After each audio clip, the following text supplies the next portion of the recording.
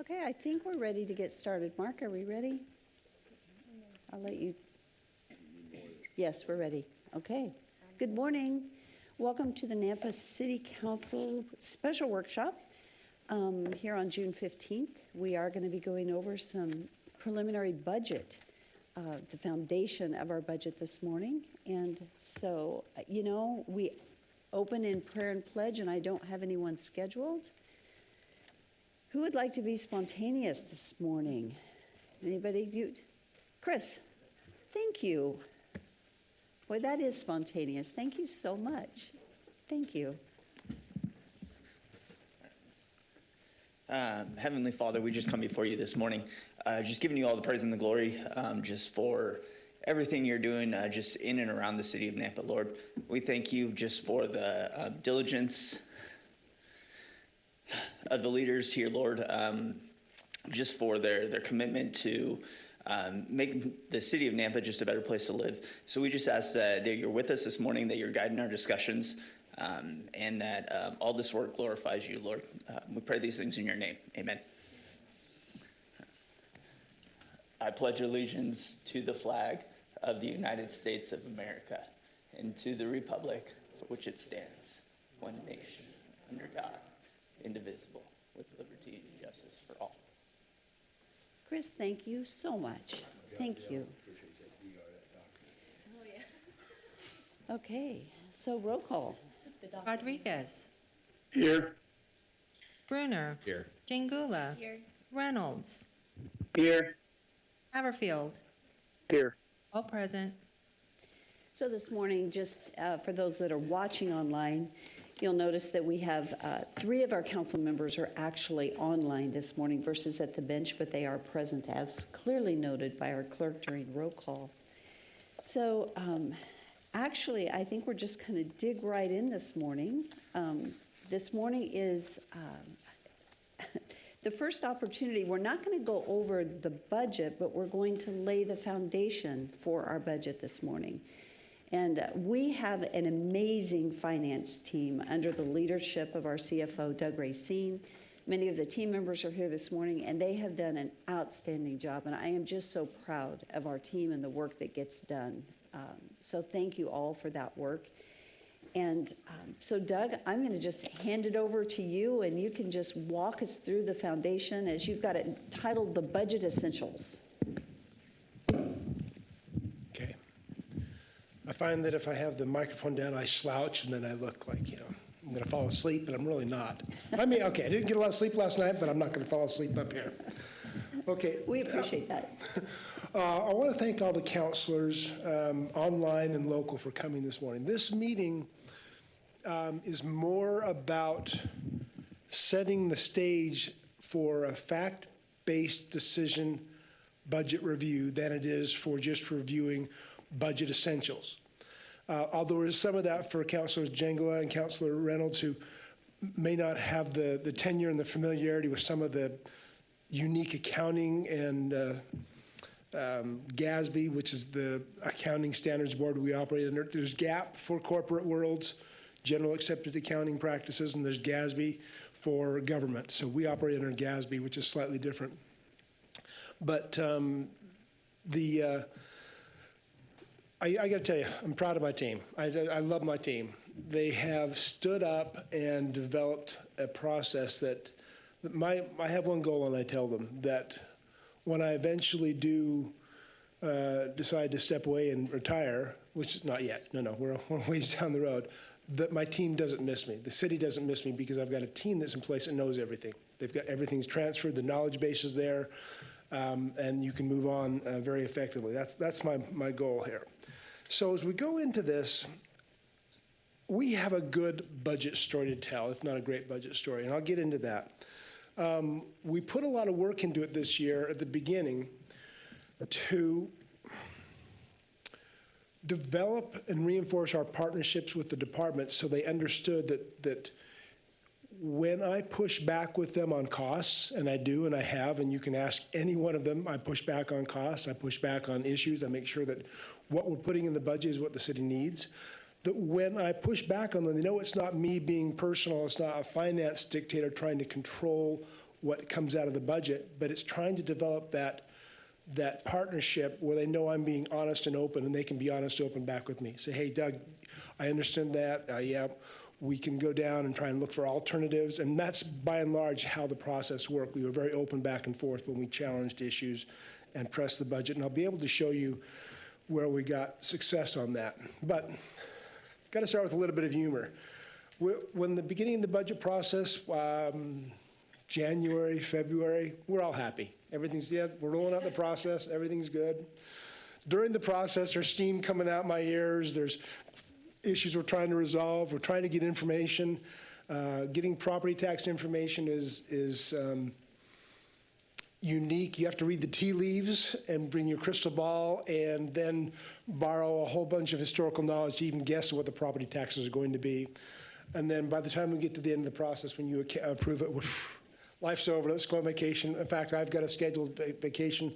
I'm going to take my wife for the first time in September, and we're going to Hawaii. We're going to disappear for a while. Never been. We're going to go see if we like it. Probably do. All right. So the introduction here is, I view my job as essentially safeguarding the assets and the financial well-being of the city. That's it in a nutshell. You have to have somebody looking out for it. We have always, and always will have, more needs than we'll have funds. So how do we prioritize? Capital and operational funds, they run faster than we can find money for them. So we have to figure out what's the right thing to do, what can we put off, and maybe what should we not do in the first place. Forecasting is the area we're working on developing more and more. We need to be looking forward. If you can identify trends, and you identify a revenue trend going like this or like this, an expense trend going the opposite direction, and you do that at a low enough level, you can get way ahead of the budgeting process, and you can start planning for the future. But you have to have a deep enough look that's long enough out. I can't do it at the top city, it's too granular. But if I get down into departments and into revenue streams, and you forecast it forward, and you match that with an expense forecasting, then you have some powerful tools, and that's where we're developing now. The one thing that I really focused on this year, and this is primarily at the council, is communication and transparency. In working with the departments, we found that there have been long-standing practices of budgeting to a total and then shifting the bucket around. It all eventually finds its way in front of council, so nothing goes out without council approval, but there needs to be this clear direction that if we budget to a specific total and then we want to change the function or the use of those funds, it has to come before council for approval. That's something I will not give on. And the departments understand that, so we're working on making sure that you have all the information as councilmen you need to make the fact-based decision, at least from a financial perspective. And I will tell you the good news, and I will tell you the bad news. I'm not going to hold back. So I'm not going to just tell you the bad news and not tell you the good news. That doesn't work that way, not with me. It causes, at least it develops trust that way, I find. Now, I'll go through this page pretty quick. This is just the scheduling process. We're today at June 15. I'll touch on this at the end on June 22nd, next Thursday, I believe it is. We will distribute the budget books to you. There's a reference in the back of the budget presentation, but the budget books will be threefold. We'll have a hard copy, we'll have a link to a soft copy online, and we'll have a thumb drive for you. There are a couple of community open houses, June 26th and June 29th, that Amy is working hard on and I'll be participating in. And then July 12th and 13th, the hearing. My hope is that in this meeting today, we set the foundation that we can knock this out in one day on the 12th, maybe not need the 13th. Maybe we do that. That's the whole goal here. And then July 24th, we'll update it, and then I'll work with Shar to make sure we're meeting all requirements for timing for publishing. And then on August 7th, we'll have the public hearing to wrap up the budget that you've approved or guided back on July 12th and 13th. Oh, before I forget, there's one element of the budget we're trying to bring the council in on a little more. We have a degree of capital spending that we'll list as an optional and let the council weigh in if they want to spend these monies or not. I'll I'll talk to the mayor about how we get that to you, but we've ranked our capital expenditures in terms of priority, 1 through 5. We picked up all the number ones, which are essentially, these are the ones you've got to do or we're going to have problems. And then we picked up a couple of the number 2s, but we want to present the remainder of the number 2s, maybe some of the 3s to the council to say, if we have a little bit more money we can spend on the capital, which would you choose? We want to involve the council. But let me tell you that the reason we have a little more money, and I'll get to this in the capital, is because of interest income. So interest rates in our money market are through the roof right now. They're over 5%. A year ago, they were 80 basis points, less than 1%. So we have several $1 million more to spend, but it's one-time money. By the time we get to 25, I'm 99% certain that money is going to be drifting off, if not going away, mostly gone away. So we have one chance to spend some money that doesn't get built into our base, so you can't use it for operational costs that repeat, but you can use it for capital. So we want to bring the council in on that. Okay. Some of the things, this is the agenda, economic influences, what's going on in the economy. I'm not going to go through this entire page. We'll just come back to it as we go through. But this is really, it is foggy at the best, but there are pressures pushing the budget up. There are other efforts trying to constrict the budget and pull it down. So what are those? Let's talk about this. Now, we talked about inflation. Inflation last year was about 9%. Now it's running about 5%. I've got more information on this later. This is really critical to understand this. But the construction PPI, and I know you've all talked about this in the council meetings when Public Work comes by and says that we've got a 19% or a 12%. I'm focusing primarily on the consumer CPI, which is running 4 to 5% right now. That's more commonality. But the construction inflation is causing pressure in the public works sector and how we complete projects, but it's built in. I'm going to save the comments here for the inflation for the next slide because I've got some good graphs in detail. Employment, 2.6%. That's full employment. That means anybody that wants a job has a job. If they don't want a job, they're not working. That means for us and other municipalities and other businesses, finding, hiring, or retaining employees is a challenge. We are, right now, the city of Nampa, we are essentially functioning as and on the skilled positions in public works, we are functioning as the training department for Meridian and Boise and other cities. We hire people, lower cost, bring them in with no experience, train them. They're here a year, they're out the door for a job paying $3, $4, $5 an hour more up the street.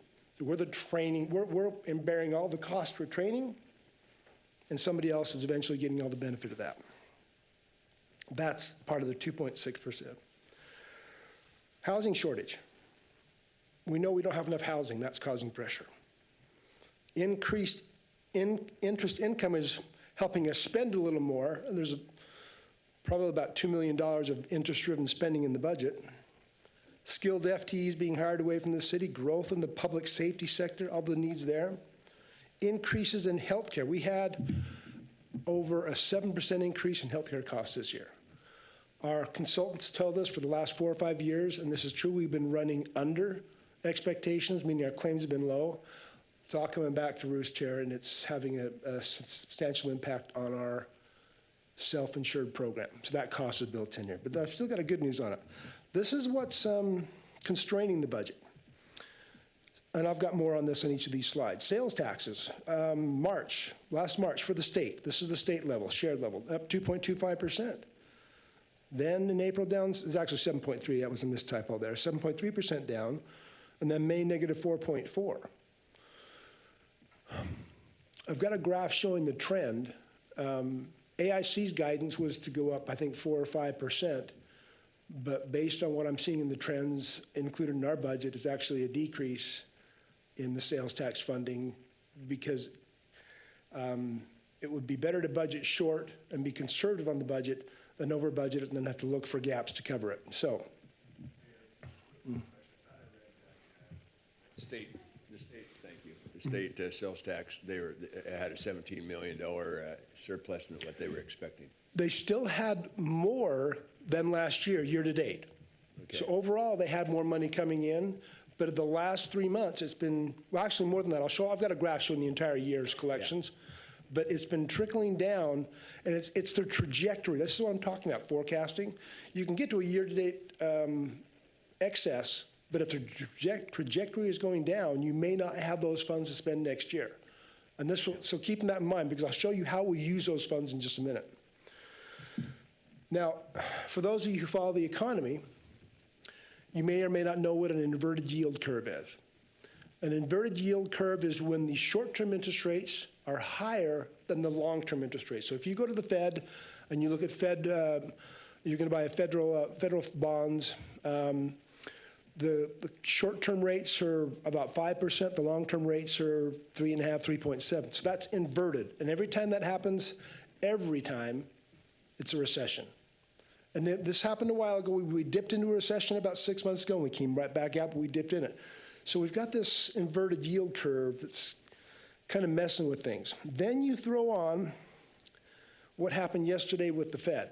All right, now if you watched, they announced 0% increase in the Fed funds borrowing rate. What happened to the stock market? It went down 300 points. It came back up a little bit. Why did the stock market go down if the Fed held the rates? It's because the street does not believe Fed has the inflation under control. They're expecting more to come back up. So that is one of those things we got to deal with. Is it's heading down, but they don't think it's under control. So that otherwise they would have had a stock market go up day. So just understand that dynamic. Here's one you may or may not be aware of. Student loan payments restart in August. That money that all the people who have student loans who've been pouring into the economy for the last 4 years is now going to go back to repayments. So that'll slow the economy a little bit. Now, it's not overwhelming in Idaho. I did a little bit of research. You know, California, of course, has the largest amount. Wyoming has the least at $1.7 billion. Idaho's student debt, $7.2 billion, not overwhelming, but a little higher. Individual savings rates. We spent all the COVID money. They're at an all-time low. We spent all the COVID money, we spent our savings, so we're going to credit cards. Credit cards are all-time high. These are the things that constrain the growth, and we have to be aware of them. Here's the interest rate. Now, I met with our asset advisor about 2 weeks ago, and we walked through the economy and the impact on rates very, very carefully. These are two graphs. The graph on the left, right here, is showing the inflation trend for the last several years. This is right here, at this point right here, is where we're at right now. We're at that 4 to 5%, right up here, in the 4 to 5%. And there's two projections. One is that if everything settles down, we have no more super good jobs report and no more inflationary pressures, then maybe the inflation trickles down in this red line and gets down to a much lower rate in 24 sometime. But if we keep getting good jobs reports and we have inflationary pressures, let's say gas prices go back up, because I think next month, Saudi Arabia announced they're cutting back oil production by a billion barrels a day. All right, so that's going to push gas back up, so that's going to drive inflation up. So my guess is we're more in this green line than in the red line. But let's look over here. This is what the Fed's done in every recession in the last 50, 75 years. This red line is this last recession. They went up faster on interest rates than they have ever gone before. But they haven't gotten over the inflation rate. Typically, the Fed needs to be about 2% higher than the inflation rate to stop it. They're right now at the inflation rate. So when they paused on that, that gave the stock market that little willies, so they had a little bit of a shudder, and it'll probably recover a little bit today. But what happens next is if the economy does slow down, and that's if, the rates are going to crater faster than they came up, because they're going to try and push money back into the economy by lowering the rates. Right now, the total cash supply for the country is going down for the first time since 1934, the cash supply. Rates are so high. Banks don't have the cash. This is what's causing the Silicon Valley Bank and other banks to have problems. They invested In the long-term treasury notes are making 3%, but the current rates are 5.5%. They can't make that split, and so they're losing money or going out of business. Some of them are, that made that bet. And that's what Silicon Valley did. They bet on the long-term treasury bills. Didn't work. Okay. How does government fund accounting affect all this? Well, we've got multiple funds, and Councilor Jingle, you asked a couple of sessions ago, a couple of years ago, about what are, when we're talking about a rate increase, I think on irrigation, it was a question, can we move funds from somewhere else to pay for the rate increase? I want to try and give a little bit of structure of what we can and cannot do with funds in the city and where the money comes from. When I say general government, what is general government to you? What is it? I'm not asking, it's kind of rhetorical, but I use that term so ubiquitously that I don't realize that some people may not understand exactly what I mean when I'm talking general government. Darrell does, Randy does, probably councilors, Bruner and Haverfield, pardon me. Police, HR, finance, IT, the mayor, council, facilities, economic development. It's the core services of the city. We manage the operations of the city and we provide public safety. That's general government. And you go down a bit, what funds general government? Primarily property taxes, shared state taxes, interest income, and transfers. Let me talk a little bit about transfers. In the city, when we're talking about the finance, the HR, the IT, facilities, those central services, internal services, we, like any other company, charge for our services. We make allocations through transfers to the water, the wastewater, development services, engineering, airport, cemetery. We transfer part of our cost out for the benefit we do for them. That's transfers. That's money into general government coming out of the various departments. I try and minimize it. Sometimes I do a good job. Sometimes it gets a little high. But we have to charge for our services. Anyway, that's how I fund general government. When you look at enterprise funds, water, wastewater, irrigation, and development services, golf now, they're all fees and services. They are not taxes. They are fees paid to the departments for the services in those enterprise funds. I cannot move enterprise funds, even between water and wastewater, I can't move them. Let's say somebody, and Todd and I are having this discussion now, but let's say you as council approve a rate increase for water and wastewater, or pardon me, water and irrigation, and that rate's 5%, and that helps build the fund balance to maintain it. Would it be appropriate for me to take part of that fund balance out of water and move it to streets or anywhere else to pay for something that a wastewater fee was charged? It isn't. So I have to keep those funds within their source of origin. I can't move them. I can move general gov funds anywhere I want. I can take general gov money and give it to any department. The reverse is not true. So general gov, we can tend to be the course of last resort for all the departments. That's why we need a reserve in general government. I'll go through that in a minute. If we don't have a reserve, when something does happen in another department, we have no recourse to fund it, or might not have a recourse. Internal service, fleet, engineering, utility billing. Now, a couple things I want to point out. Before I came on board, development services, planning and zoning, fleet and engineering were all part of general government. So tax dollars were paying for their services. And we looked at it and said, that's not right. Planning and zoning is closely tied to development services. Let the building fees pay for them and take that pressure off the taxpayer. So we did. Fleet services the entire city, with the biggest customers being parks, police, and still fire, and then other cities that have vehicles, IT, and anybody that has a vehicle of any kind, whether it's a mowing machine, a lawnmower, they service it primarily. So we decided that fleet needs to operate and charge for their services so they can become self-sustaining. That's why how we want to pay for the fleet building is have them charge enough for their services to pay for the fleet building, because we didn't have enough internal capital to do it. Same with engineering. Utility billing, they did bring the money in and distribute it. So the utility billing budget, basically gets all of their costs in utility billing get allocated out directly on a percentage basis to water, wastewater, irrigation, and sanitation. So because we bill for them. So we take all their charges, that's part of the rate you're paying. This year, we were able to pull the utility billing costs down a little bit. So we worked that throughout the entire department. Special revenue, airport, 911, cemetery, grants, family justice center, franchise fees we'll get to. Airport and cemetery and library, well, even library has a larger budget. They don't exactly have a lot of flexibility in their budget to absorb costs. So every time a new cost comes along that impacts the airport or the cemetery or FJC, what's their recourse when they have cost increases that internally they can't handle? They come back to General Gov. So General Gov has to bear that burden. Either we say, no, you can't do it, or if it's in the best interest, we find a way to fund it from General Gov.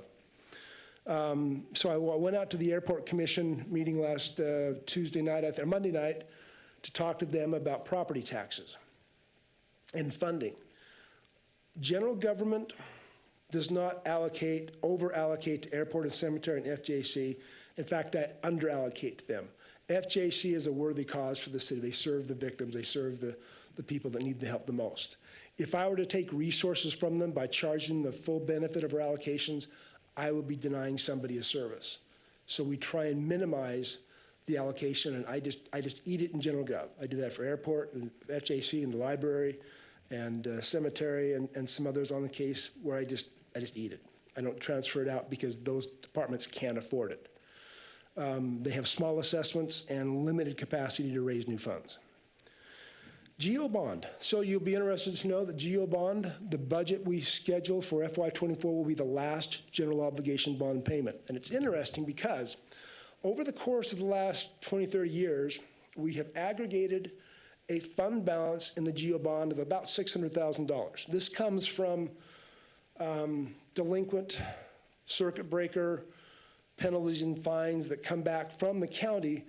They dribble in $15,000, $20,000 a year, and we allocate a portion of them to the GEO bond. So over the years, we've accumulated about a little more than $600,000. So I get to use that $600,000 this year to help pay the $2.7 million GEO bond payment. So the GEO bond payment goes from 2.7, or the assessment to taxes goes from 2.7 down to $2 million, because I've got that money. So that's the savings to the taxpayer this year. That actually goes down.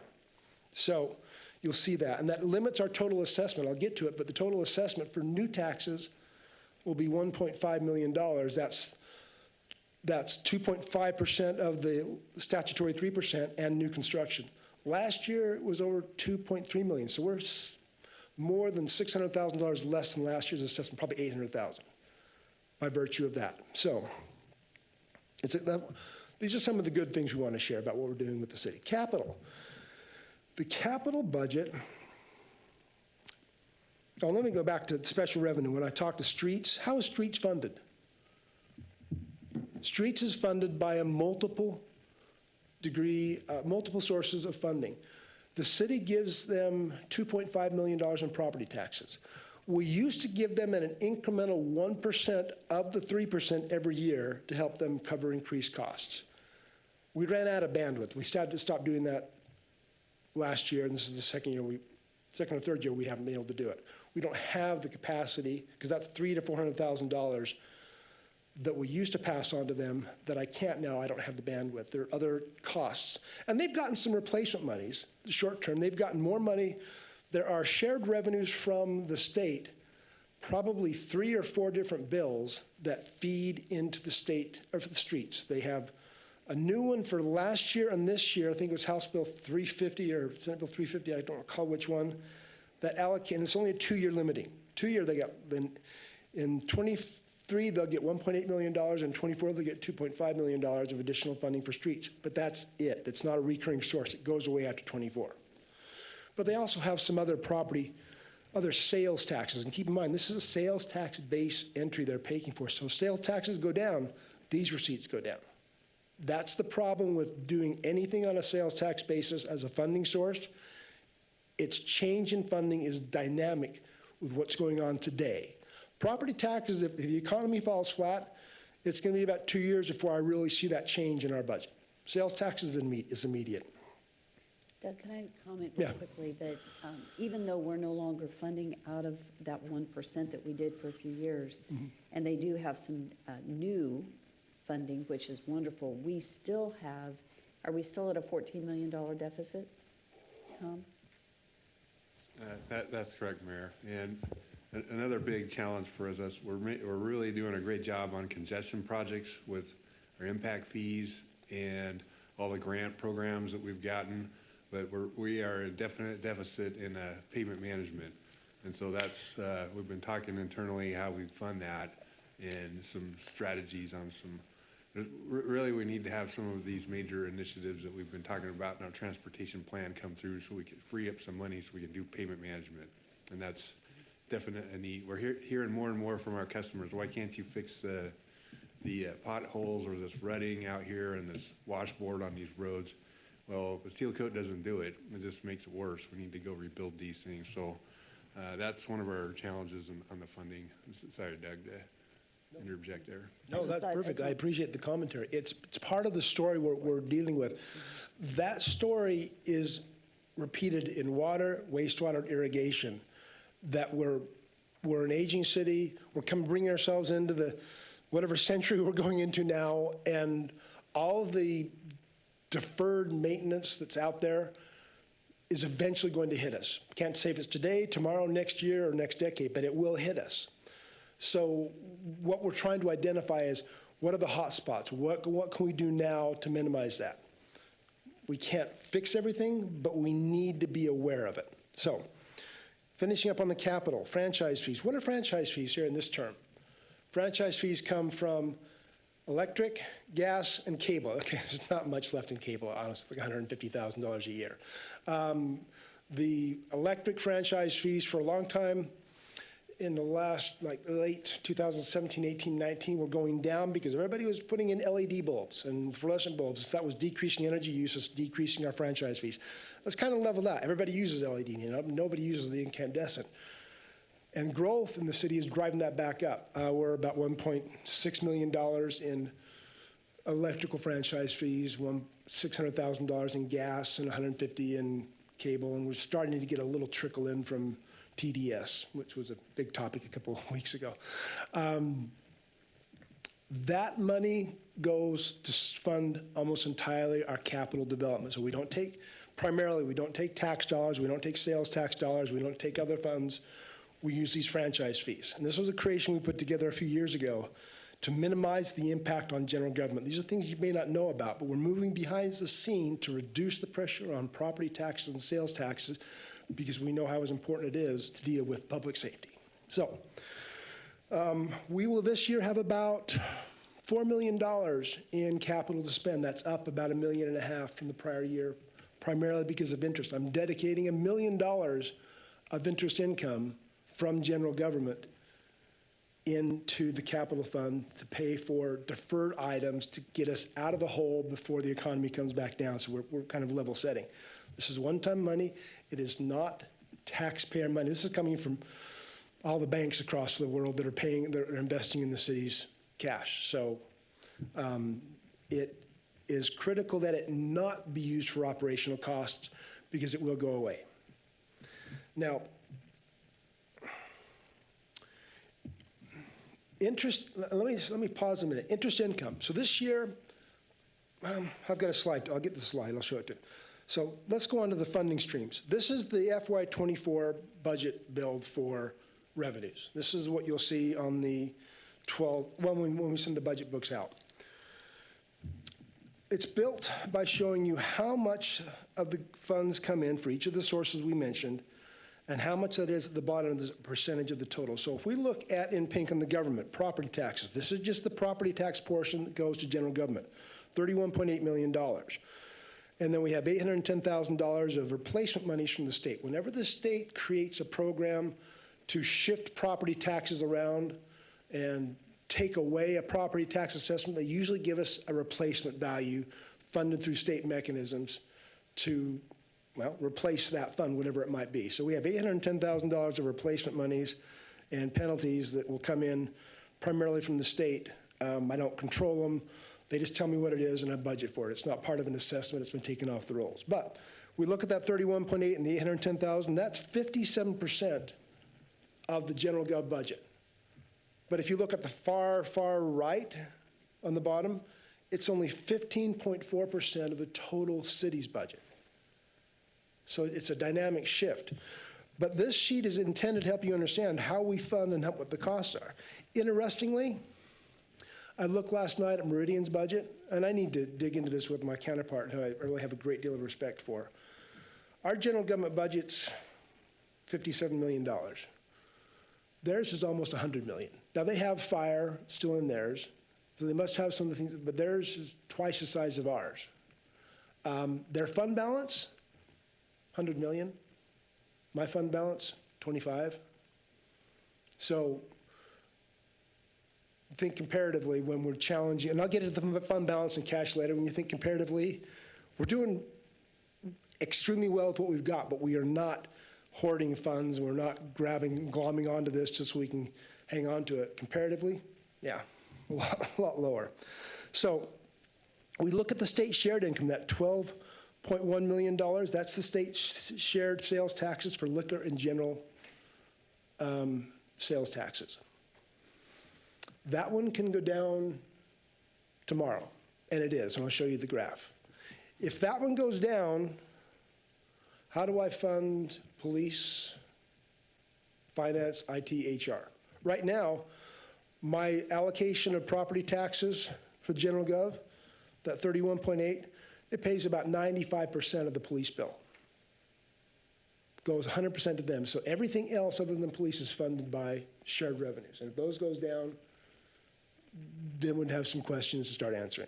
And they are headed downward. Now, this year in this budget, I took the budget for the shared revenues down because I got a little more in new construction at the very last minute. I got like 150,000 more of new construction last week from Steve Onifray as they audited. So that helped me kind of level set. Interest income, $1.2 million. And you look across that interest income line all the way to the right, $4.5 million. I'll get into that. Last year, I budgeted $813,000.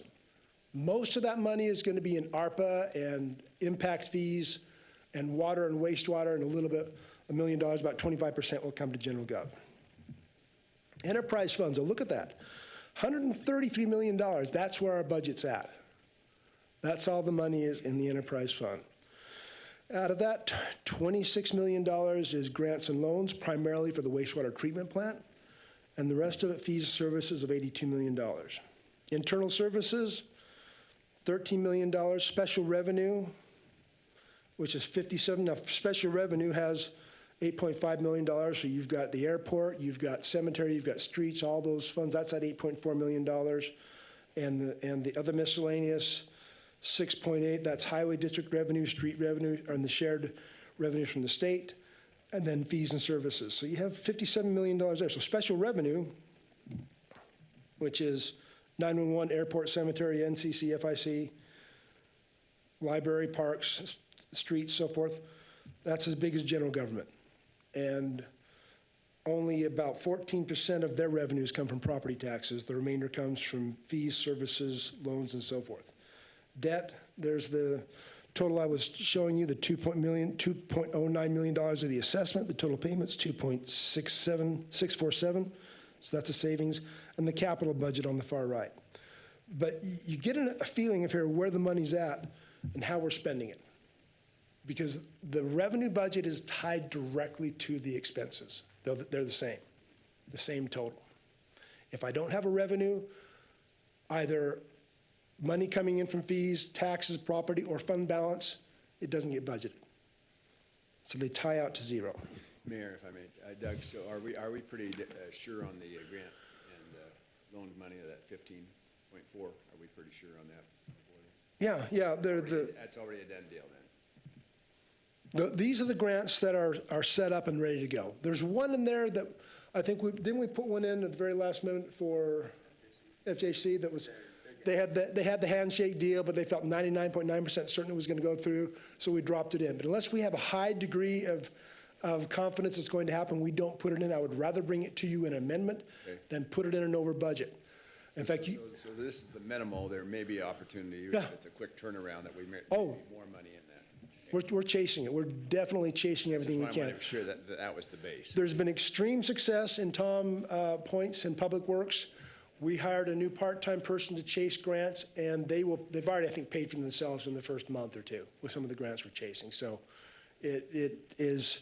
grants are one of the few areas where we can make money, and that we can use the indirect cost function of the grants to pay for the functions. That's why I say I hired a part-time person to write grants.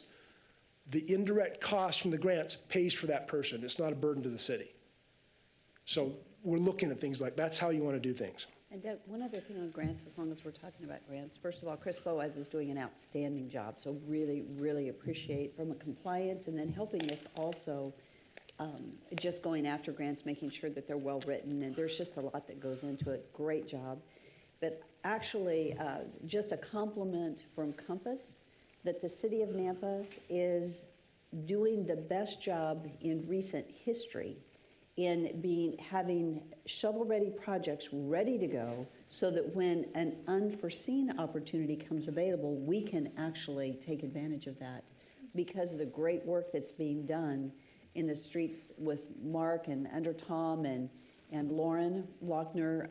There were tremendous compliments to our team for the great work they're doing, because that's what it takes.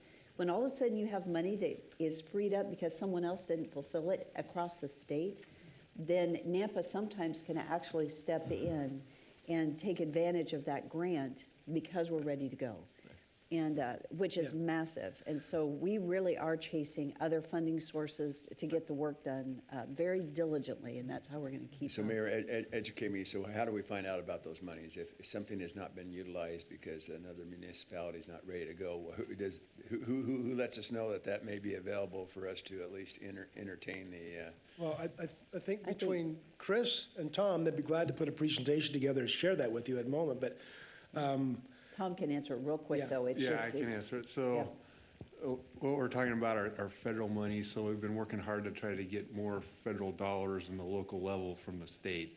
In fact, we just had another conversation about it yesterday, but it comes through the Urban Balancing Committee, which is through all the MPOs. There's 6 of them across the state, and so they go through and look at their program and figure out who's going to deliver something. And if somebody's not going to deliver because of right-of-way or whatever, then there's an opportunity for us to slide a project in. So that's why we're getting things ready with buying right-of-way, getting environmental cleared, and starting pre-designs and concepts so we can get ahead of all that. okay, so Mayor, so my question is though, is that just online? How are we being notified that actually monies may be available? Because we're part of the RTAC, which is the. So are they Compass. sending out Yeah, communication to yeah. everyone? Yeah. Okay, all There right. are regular meetings, the Regional Transportation Advisory Committee, and through the Compass and the board meetings, there are regular meetings, regular communication. And so that's always on the agenda then? Yeah. Okay. Yeah. Hey Doug, really quick. Sure. How come 911 and police are separate on the budget? because 911, well, when we present them to you, we group them together because they have a similar function. But 911 is technically a special revenue fund. They are not funded by property taxes, not funded by sales taxes. They're funded by fees from cell phone services primarily. So it's because of their funding source, in other words. Oh, gotcha. Okay. So I don't take tax money to fund 911. This is why it's really important to go through some of these to understand what we can use tax money for and what we can't or shouldn't be using it for.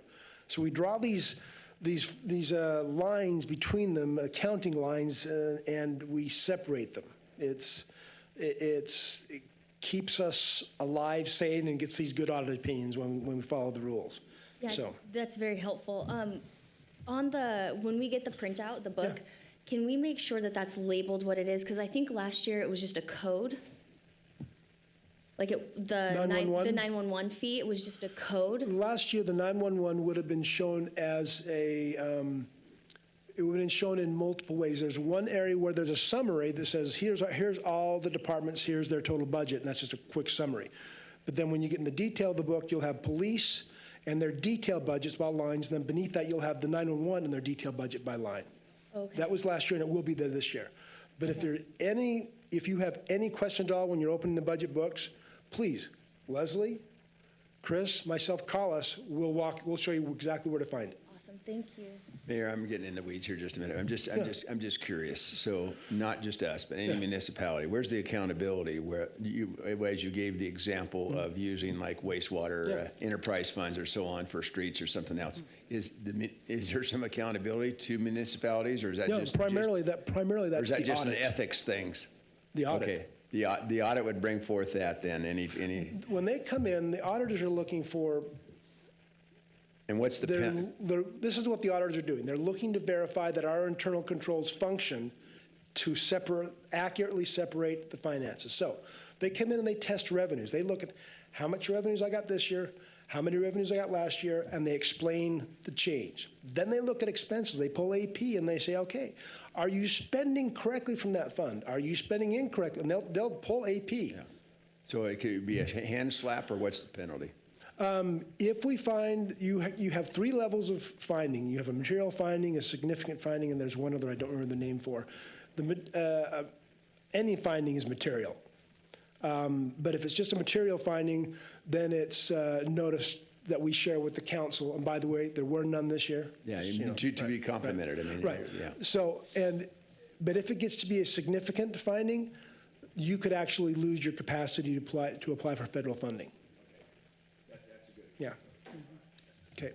One thing I'd like to draw your attention here to, a couple of things real quickly. Use of fund balance. You go down in the middle of the page right here, and this use of fund balance. What is that? That is us using our fund balance to invest in the city. In the case of general government, you see $1 million using of funds. Actually, that's the leftovers, the residual for the horse park. I budgeted, I'm not sure when we're exactly going to do it. There's still a bit of a question, but I wanted to put it in the budget. And if you recall, the budget for that was $1.6 million, including $100,000 from the Stampede. So I've only got $1 million. That means I was able to leverage $500,000 of ongoing funds to minimize the impact to our fund balance.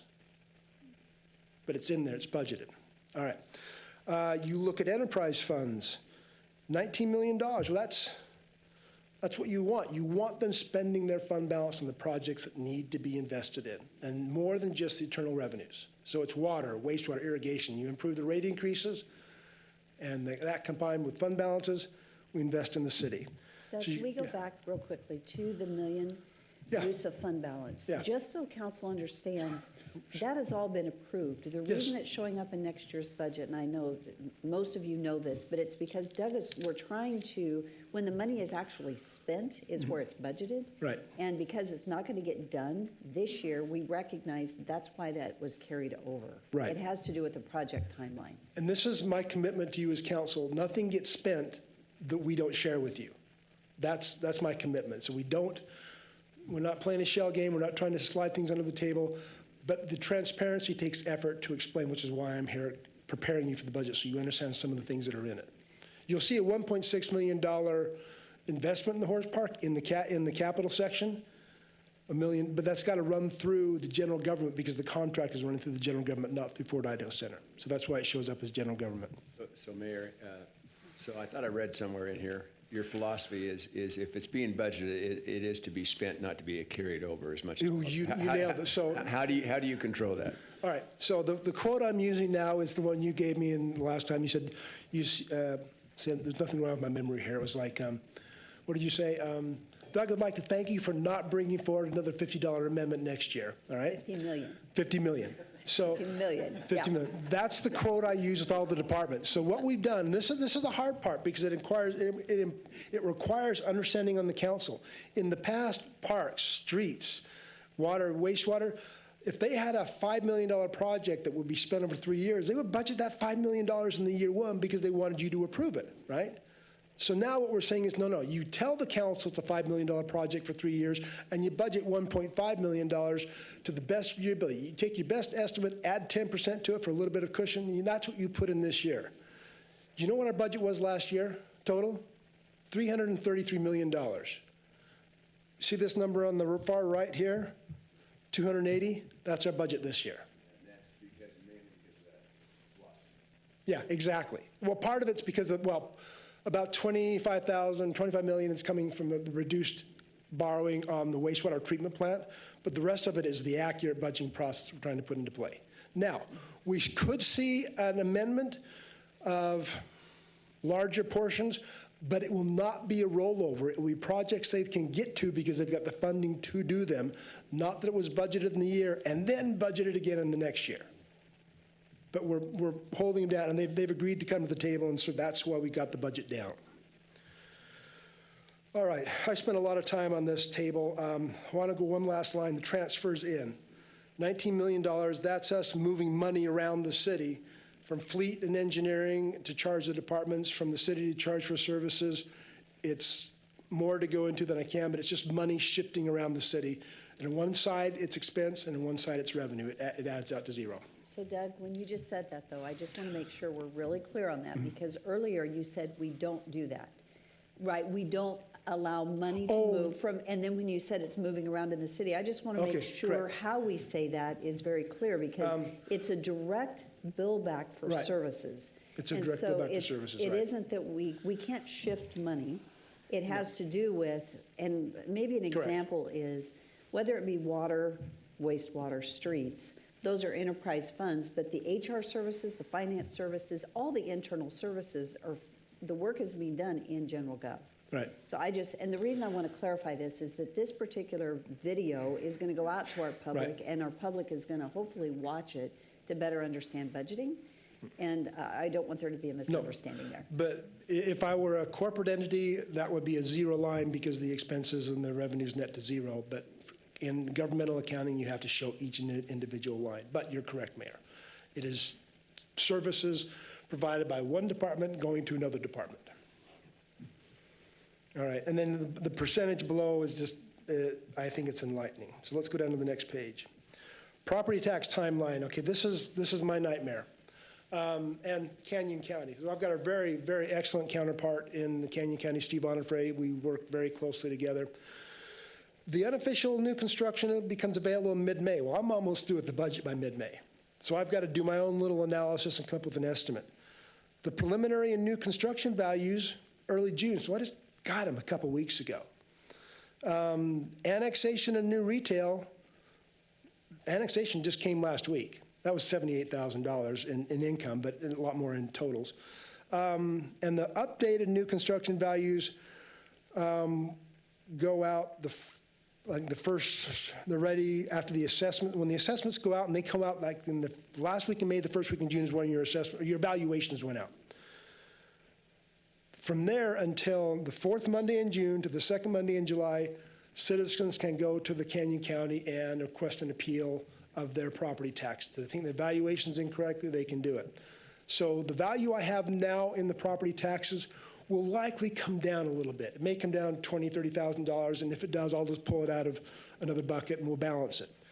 But I won't even know what the final property taxes are until the fourth Monday in July, after we've met. So it requires a degree of looking. And to make it even more complex, House Bill 389 makes us estimate what that levy rate will be at the end of July to calculate what our new construction is going into a budget we present in June. All right, so you figure that little mental math out. It gets interesting. So let's look very quickly what HB 389 has done to the city. 22, we lost $1.3 million in new construction. This is not the 3%. This is just new construction. At that year, we gave up $246,000 of foregone. That means we didn't take the full 3%. So we let the state take $1.3 million from us, and we gave them another $246 on top of it. Year two, 2023, $1 million in new construction, and we gave them another $180,000. And this year, the levy rates are virtually flat. Meridian's actually, if you look at the levy rate went up. Their levy rate right now, that went up like from 0.0019 to 0.0021 something. It went up substantially. So their valuations are actually causing a tax increase because the levy rates are going up. Ours are flat. But over the years, the last 3 years, $2.6 million in reduced new construction, and we've given back $626,000 in foregone. So this is why most of the cities pushed to take the 3%, because you weren't actually getting to the 3% because the state was already taking away 4 or 5, 6 times that value from you in the HB 389. So this is money we could have had to be fully funded on police. We could have used it for streets. We could have used it for anything, and it would not have increased the tax burden on an existing taxpayer. It would have been taxing people for what they brought into the system new. That's what HB 389. It took it out and played a shuffle game and theoretically gives some back to the city in the form of reduced taxes, but it's too complex for me to explain the exact mechanism. So Mayor, Doug, 389 is not going to affect us at all then in the future? No, it will. New construction? Let's say that I'm the, just seeing the decrease, so I just need to be. it's a decrease. And clarified. generally, it should decrease over time, but let's say we go into a period of inflation again and increased valuation, then that will ramp right back up. Let's say we go back up to a 30% increase in property valuation. It will take a huge chunk out of our taxes again in the future, the new construction. So it can. The biggest key is, what do the homeowner valuations and the commercial valuations do? Last year in the city, Nampa, total valuation of all assets was just over $18 billion. This year it's 18.5. Well, 0.5 up, that's about how much new construction we had go in. So we were flat. Meridian went down, actually. We stayed flat. So as long as that stays flat, the levy rate stays flat, and it's a minimal impact on us. We still lose 10%. They take it from 100% down to 90% right off the gate. So if it's $500 million in new construction, we lose the taxes on $50 million right out of the gate. That's going to happen no matter what. And that was our greatest impact initially. Right. Was that, and it continues to be an impact. But then having it also pushed the levy rate down and having to apply new construction to, I mean, that particular model is very, very challenging because we're having to guess at it. And while I understand maybe the impetus to what they were thinking on it, it is not a very realistic way to budget when you're having to guess at what what levy rate to apply each year, and you don't have your numbers. So is there any I mean, has there been an awakening with our certain legislatures that, not excluding, with no offense to our state legislator here. excluding that, they're not going to blame the city for all the increase in property taxes?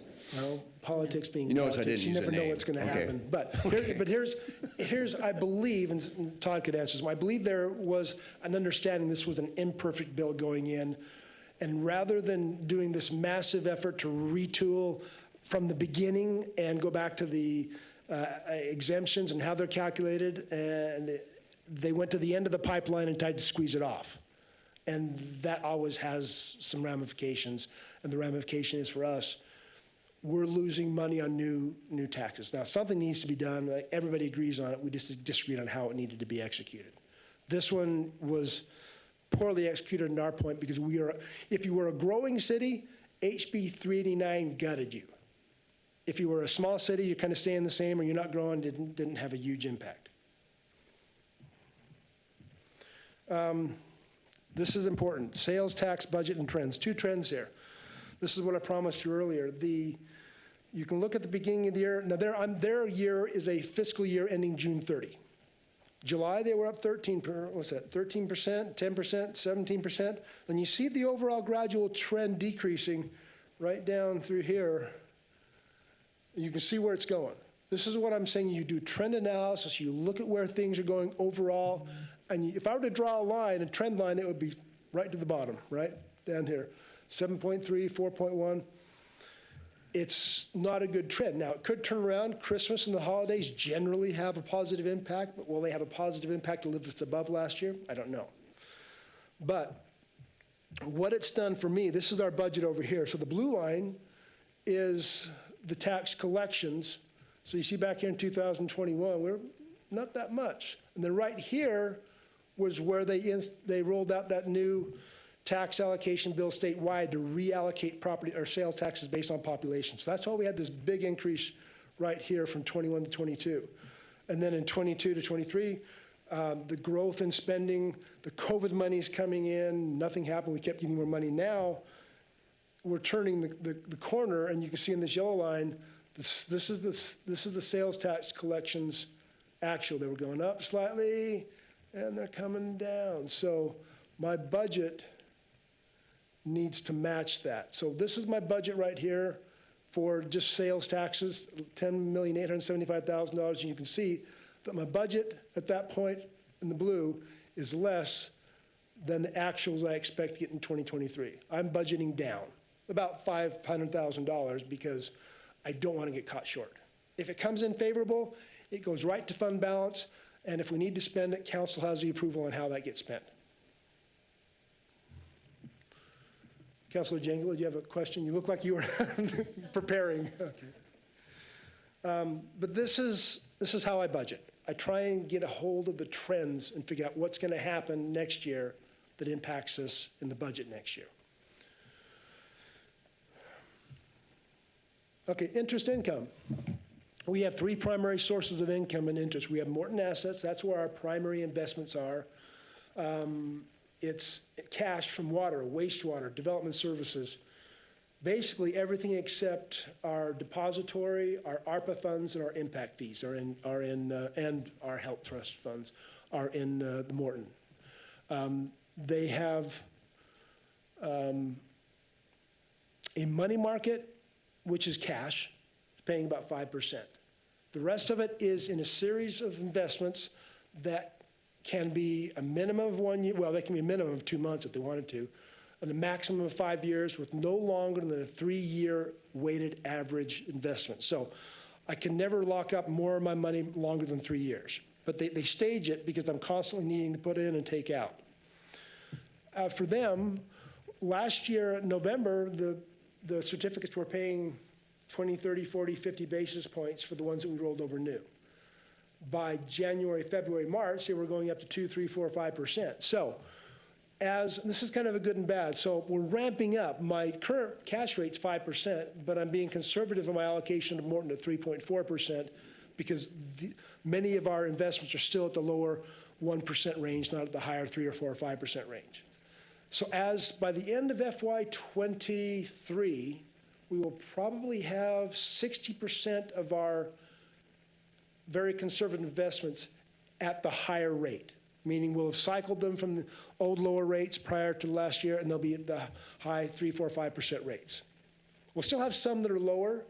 So as rates begin to soften, as I'm pretty sure they will, if the Fed takes the interest rates down to stave off a massive recession, then the payments will go down to us.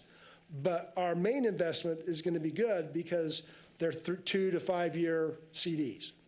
So we'll be able to ride that storm into 2025. But by 2025, I think we'll be down around maybe 1 or 2%, not the high of 3 or 4 or 5%. That's why this money, the interest income, can't be used for operations because it would cause us problems when we go to budget for it again later on down the road. LGIP, that's the state fund. So they're my short-term go-to for cash. They have a very conservative investment that almost everybody in the city uses that's managed by the state treasurer. Right now they're paying 4.6%, I believe, and Wells Fargo and Morton are paying a little over 5%. So they're very conservative. And the Wells Fargo is just primarily the cash I've got in our general depository. All right, so a subtotal of $5.38 million. Last year I budgeted $813,000. I put the budget at $4.5 million, and that's even conservative down from the 3.4 assessment because I don't want to over budget it in case something really odd happens. And we're planning on spending cash down. We're planning on investing in the city, using the cash, and I'll show you that in a minute. We're planning on using this cash to invest in the city. So. Hey, Doug. What am I missing where it says FY24 budget at 4.5 million, FY24 budget at 813? Fat finger. That should be FY23 budget of $813,000. FY23 is 813. Okay. Fat finger. My apologies. So what we might want to do is update this before it gets included. Can we in the packet? I'm just trying to think because this will go with this presentation. Right. Can we update it then, Shar? Madam Mayor, it's already online, but we can put a revised version up there. Now, keep in mind that most of this interest income is not in general government. It's in the ARPA monies, it's in the impact fees, there's some in our health trust, so it's not money that we can spend. The money I can spend, we're using on capital. The rest of it will go into the impact fee discussions on how they spend it. Okay, Hey Doug, yes, so we can put money, city money in CDs? yes. We have an investment policy. There is a, California is a great example of things not to do in many cases, and they had an example in Orange County. It's a documentary you can find on Netflix. I think in the 80s, they were investing in very risky hedge funds and derivatives, and the state treasurer put hundreds and hundreds of millions of dollars in it, and the stock market crashed. It almost broke the state of California in terms of investment because they had a very loose investment policy. We have a very conservative investment policy. We can put money into CDs, low risk corporate paper, which is like you're investing in Apple, and we can put some investments into some real estate securities that are gold standard, and basically our policy is almost identical to the state's policy of the LGIP uses. So when the market goes up and down, we have rate exposure, but we don't have risk to our investment base. So in last year's audit, let me explain one thing that happened last year. Our investment in the Morton asset recorded an unrealized loss of $4.4 million. We did not lose a penny. Nothing went away. But what they do is they compare the rate we're earning compared to the rate we could be earning if we invested everything today. And that difference was $4.4 million. So we have to recognize it because we are conservative, because they say you could decide to take all that money out now and then you'd have lost earnings potential, right? Well, so far in FY23, we've already recovered $1 million of that because our rates are going up and things are softening. If the rates come down, that unrealized loss goes away. But it tells me to be just conservative in what I put in and not over budget. So since we bank with Wells Fargo, did we put any funds in their CD when they just did a 5-month Nope. lockup? I have no CDs with Wells Fargo. It's all managed by Morton Asset for us. Yes, they charge us a small fee. It's nominal. The rates I'm showing you are net. But I don't personally direct the investment because I require them to help me plan the timing and the investment to maximize the return and also maximize the availability to cash. If I need to get to it, I can get to it. If I did it on my own, that's all I would do, would be managing the cash. All right. Wages and benefits, the city's largest single expense, $68 million. Total other operations, $69 million. I'll get to this in a minute, but, well, we'll go to it. Let's see if I can get to it here.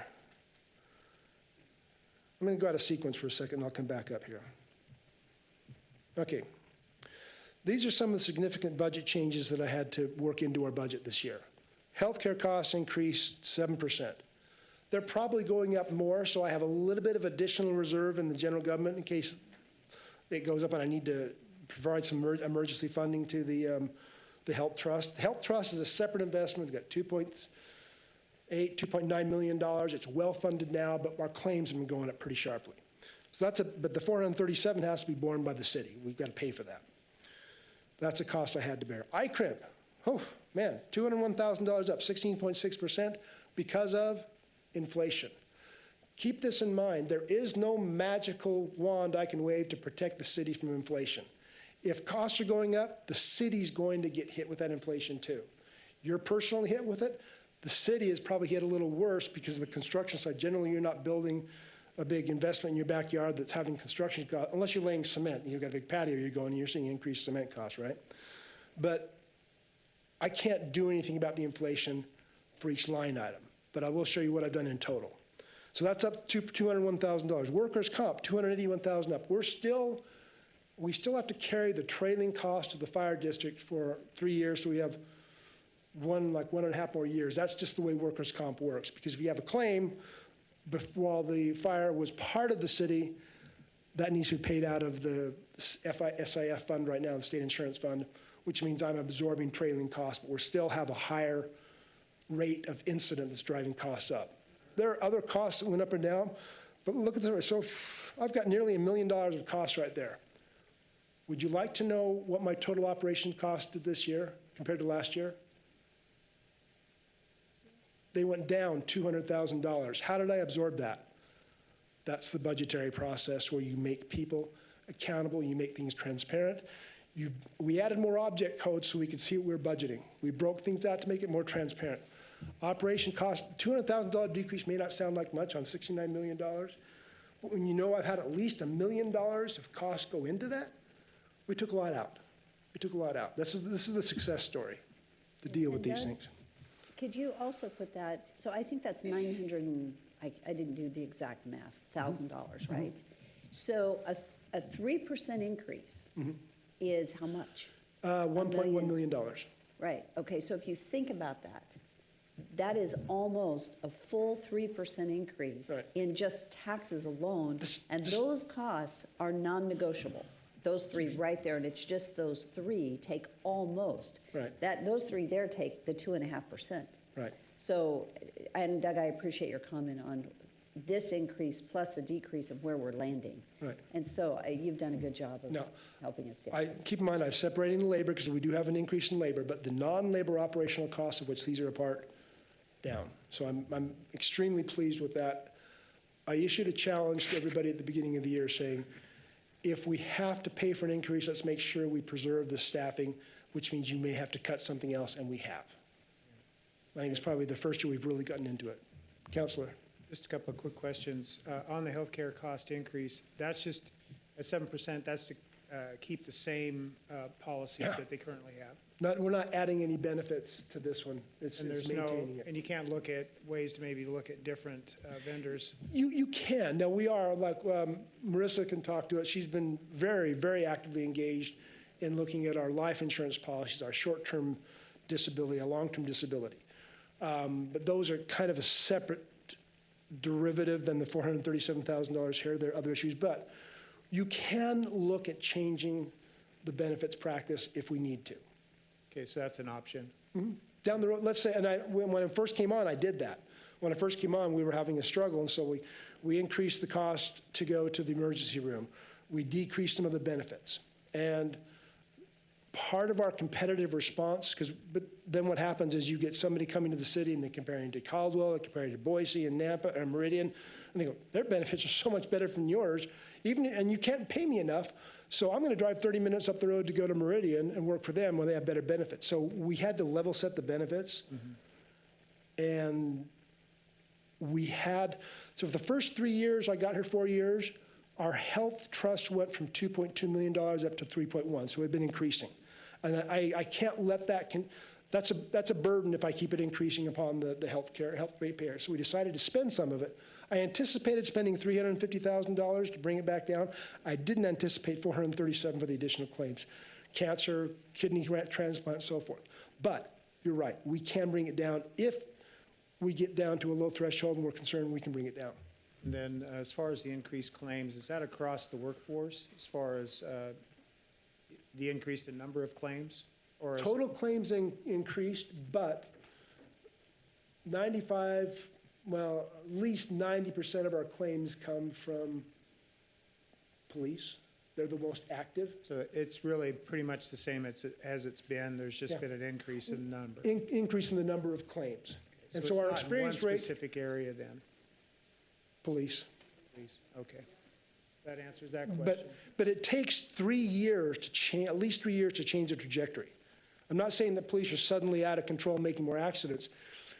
If we improved today and we suddenly cut our rate by 25%, we wouldn't see a benefit in premiums for 3 years because that history is built in. Right. So it takes a long time to turn this But the wheel. fire district, are the claims there, are those claims as well? Okay, When that comes off in a year and a half, we should see a decrease in our total cost. so that'll go down. Right. But these are just the three principal ones. We had others that went up, but these are the ones that, pushed us to find more savings elsewhere. Thank you. Now, let me go back up here. I missed some important things. How much time are we at, Mayor? Because I can. We have really about 30 minutes, because I think we set aside 15 all right. for one other item. Okay, so, Marissa, please feel free to jump in here anytime. One of the areas that I wanted to really explain to you is, I mentioned that I challenged the city to cut costs in other areas so we could help close the wage gap we're experiencing with other cities. I moved here from Chicago. I'm from Utah, but I moved here from Chicago. Got off the airport, got in my rental car, haven't been to Boise before. I'm driving, where the heck's Boise? I'm headed towards Mountain Home.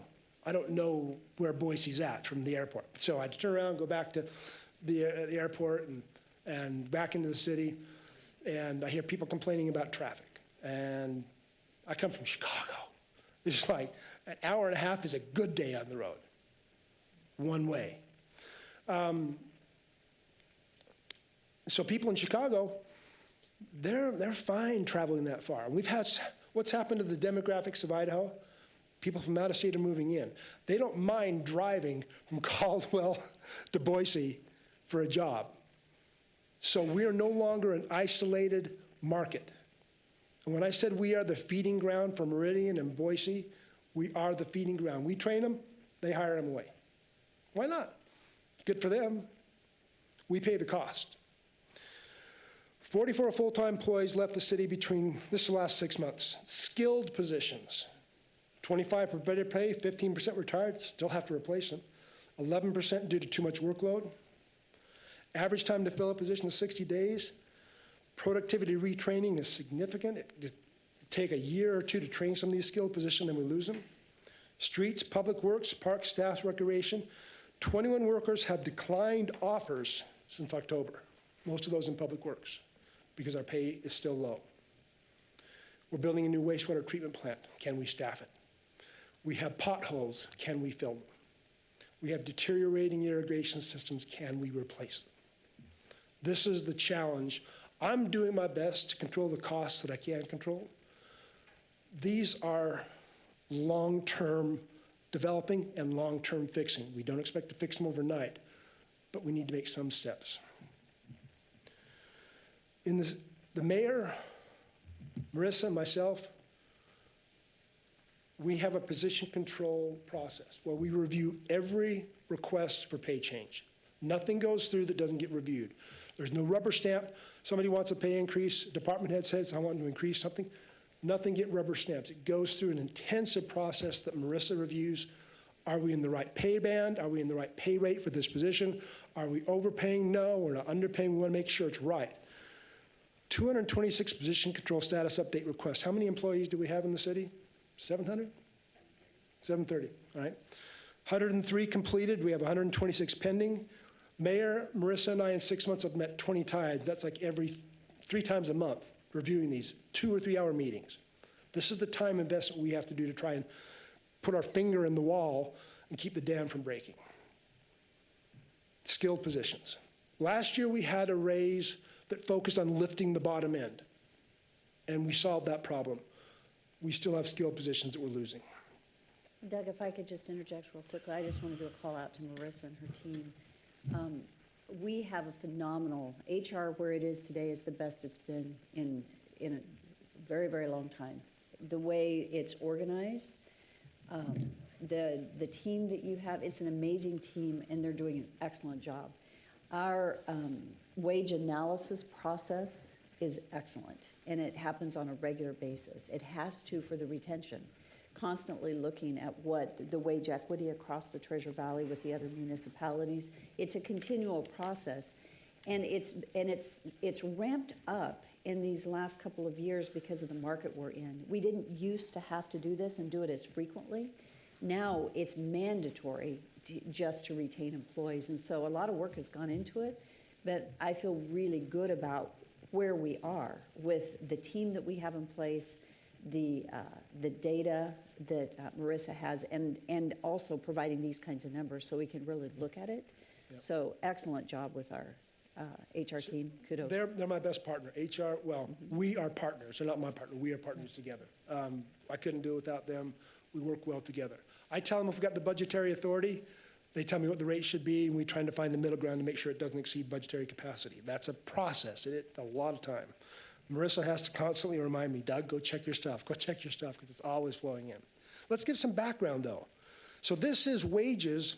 This is a representation. I'm sorry, we don't have Boise on here. We're still pending their data. They wouldn't send it to us. This is what we've done in FY 22 and 23 and 24 by city. So Nampa, in 22, we had a 5% COLA. Last year, it was 2% plus $2. Oops.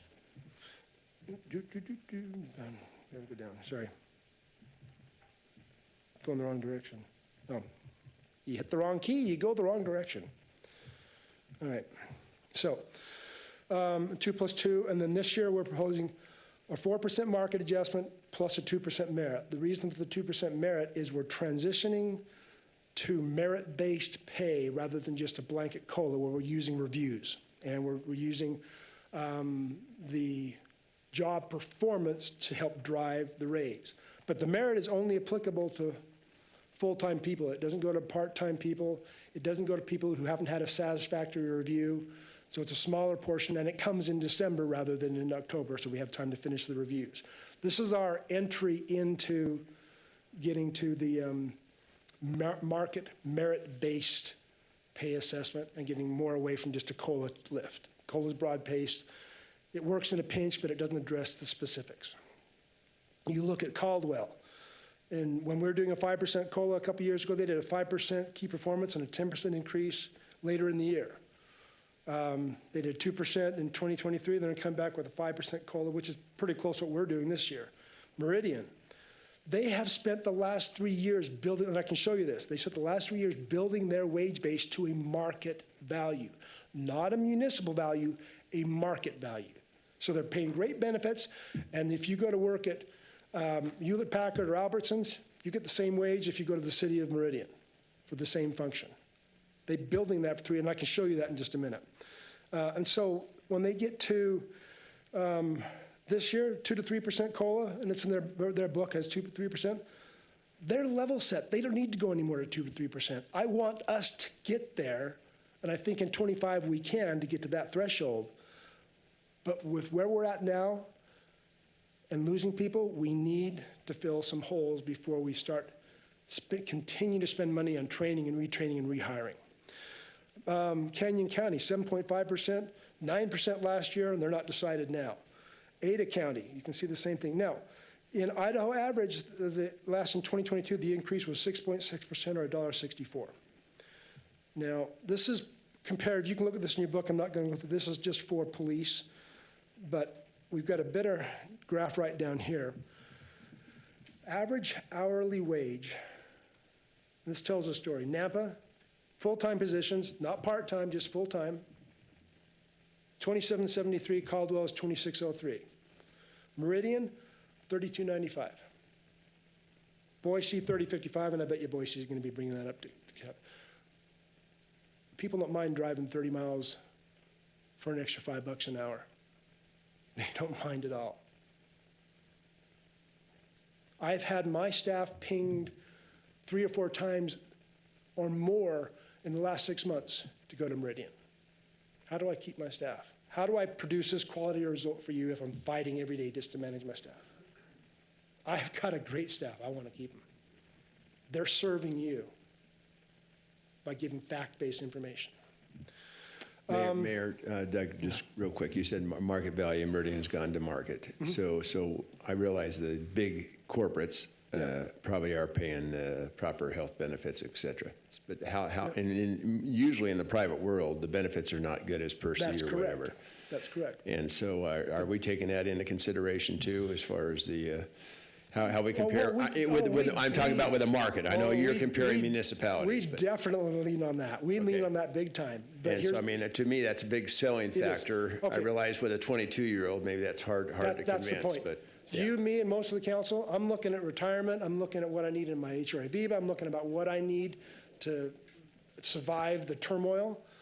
I've got half my staff is like, early 30s. They're focused on paying their bills today. So we lean on it.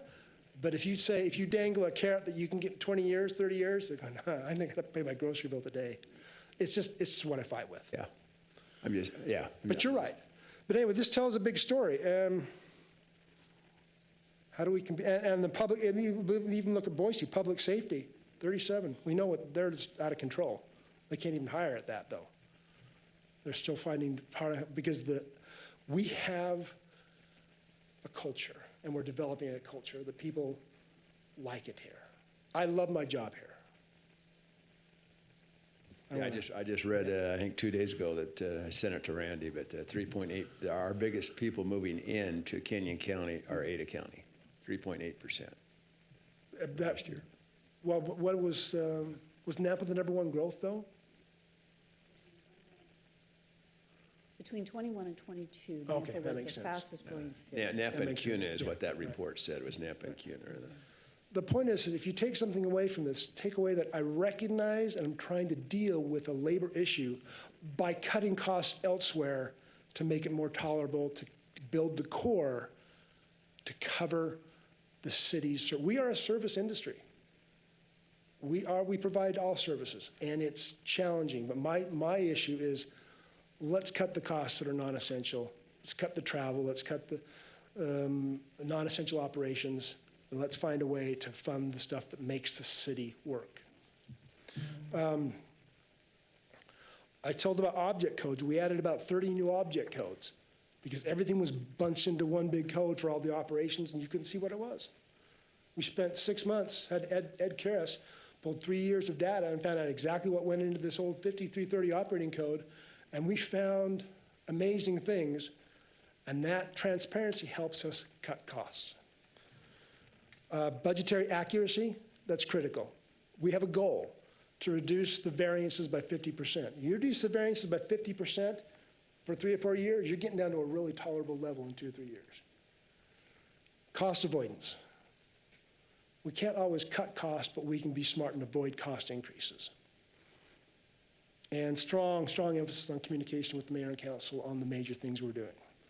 And then we leverage long-term planning. So I'm not going to go through this one entirely, but when you see it in your budget books, you will see new object codes that have a 24 cost and nothing in 23. That's a new object code. Overall, we cut the costs. We added some new orgs. So we added a new org, 2 in police, well, actually 1 in development services, but primarily Cliff Long's administration. A new traffic org, that's for the integrated command and control center that the police and the streets manage together. That's a new cost center under police. There's a new police org for special services. We bury the K-9 costs, the tactical, the SOG, the bomb squad, they get buried in the police, and so we're breaking it out into a technical. And you'll see in those orgs, the prior year value will be 0. But it's the same, it's just breaking it out last year from the prior list. Cash fund balances, everybody wants to know about this, and let's talk about this. How much cash do we have and how much is too much cash? Why do we have roughly $158 million in cash?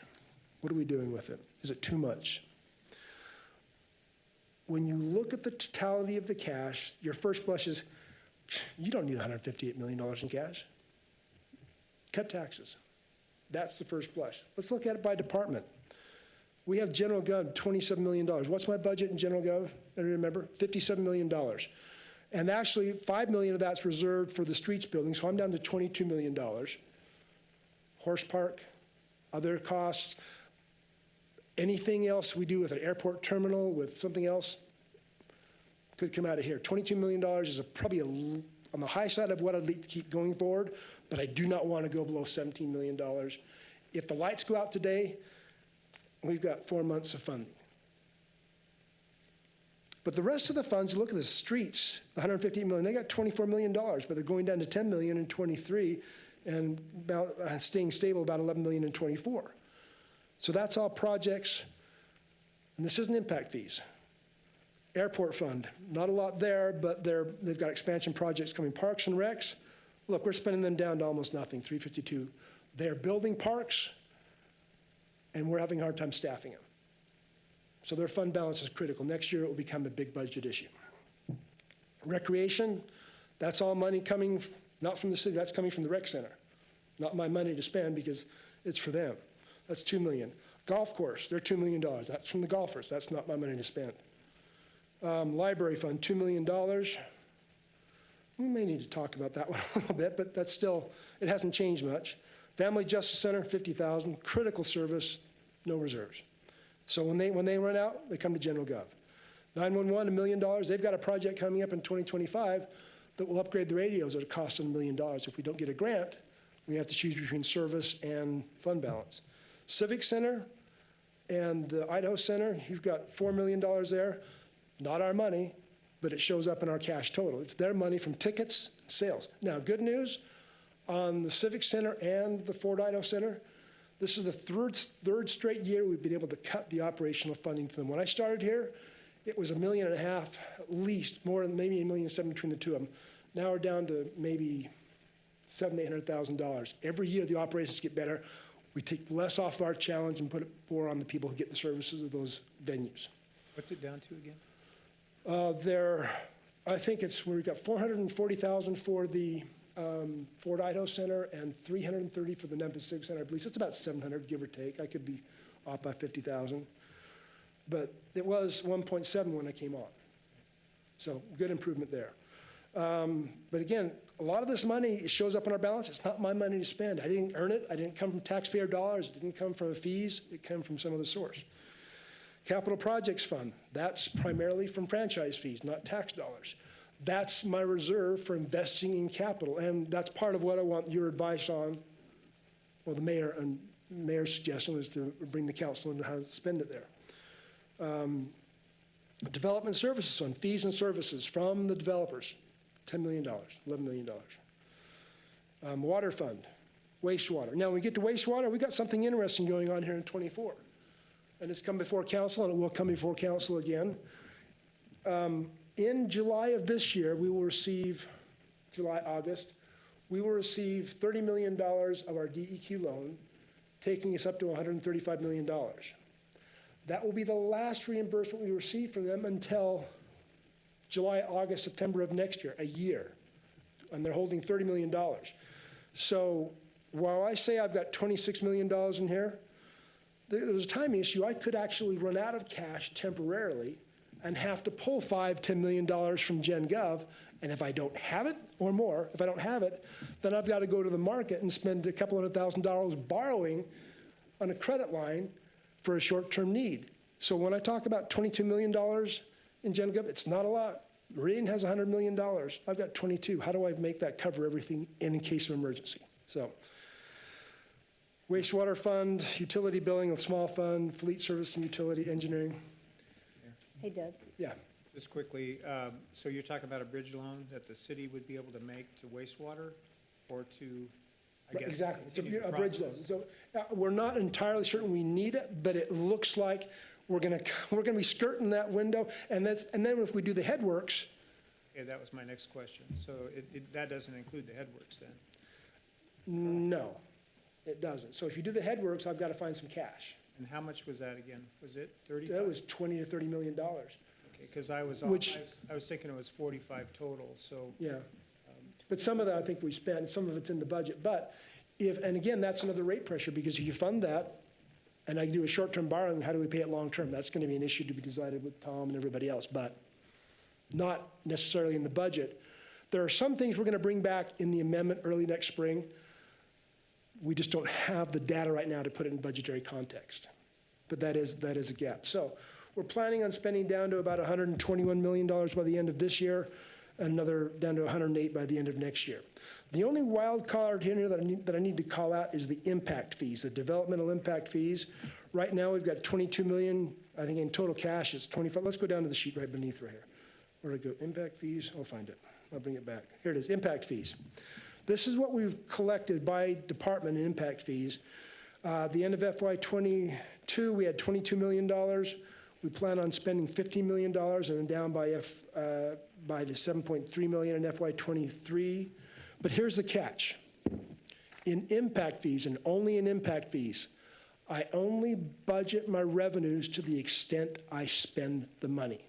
So our collections will probably be higher than I'm showing, but I don't recognize them until we spend it. And that's been a long-standing process. So I'll probably have a little more than $2.6 million at the end of '24, but that's what we're planning on spending right now. That's just the approved process in dealing with impact fees, and I wanted to call that one out. So we've got $121 million down to 108. Out of that, maybe $22 million is the reserve for general gov. So when the people say, you've got too much money, cut my taxes, I don't have much to play with there because it's all in water, wastewater, impact fees, other places. So let's look at our cash. And it's applied to construction. And it's applied to construction. I think that's what is so important. These are our construction projects, right? Those that, when there's a fund balance, that's the street fund balance is going to build streets. And the good news is when you see that fund balance being done, we're actually getting projects done. Exactly. But the fund balances are for the work and the projects that have to be done. So it isn't that. Yeah. I want to spend the projects down to invest in the city. We have goals, we have needs. Every time we have a council meeting, you know there's going to be a traffic issue come up. You're not going to get away from it. We need to spend down to get there. But that comes back to accurate budgeting capacity. If I don't have the workers and I budget for something, it's useless. It's just going to inflate the budget and then do the amendment. So we have a challenge. Cash, I've got this broken into two groups here. On the left, on the right-hand side, it's non-operating cash. This is my $2.7 million for the my health trust. This is nearly $10 million over at the Fort Idaho Center. There's a $3 million fund balance, a little bit in the Civic Center.